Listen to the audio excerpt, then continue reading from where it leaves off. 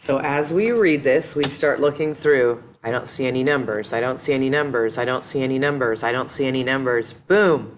I see a number. Okay. So if we're looking at this and we're struggling with reading, let's think about math. So there's 2 and then each. And then 1 and then each. That means they both have a pattern. But the problem is this is a Y and this is an X. So this is going to be 2y, and this is going to be 1x. And if you look, okay, 40.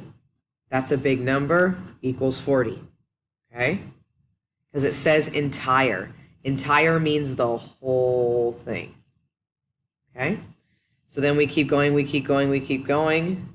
Okay, so it says the number of yodelers, that's Y, that's what we decided it was going to be, is twice. Twice means 2 times. So when you see the word twice, that means 2x. Okay? Twice the number of xylophones. Okay? So when you look at this problem, it says y equals, so this is going to go in for y. If I'm writing it, you should be writing it. So you circle and you point. So I'm going to write the 2, but instead of writing y, I'm going to write 2x plus 1x equals 40. Multiply.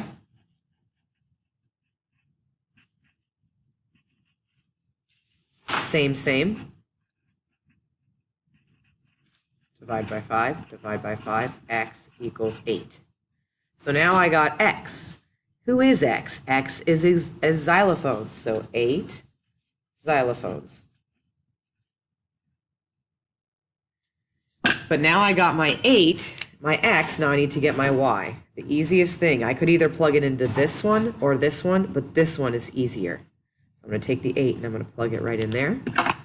So I'm going to go 2 times 8. Y equals 16. So there's my 8. And then this is 16, find the y, yodelers. That's the answer.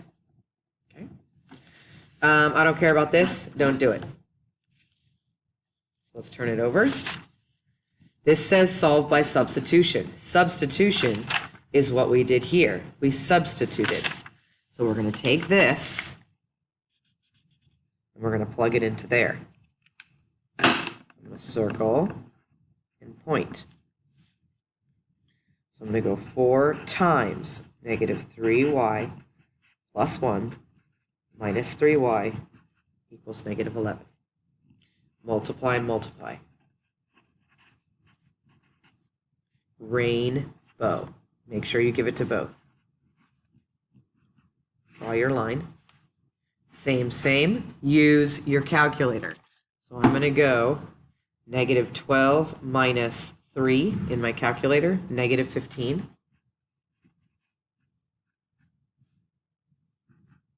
This is going to be a stay because I want that by itself, so this is a move.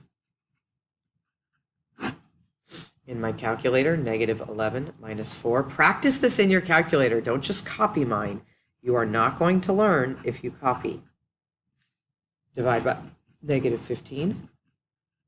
Y equals 1. So I got my y. Now what I'm going to do is I'm going to take this. I can either plug it into this one or this one, but I think this one's easier. I'm going to plug it right in there. X equals negative 3 times 1 plus 1.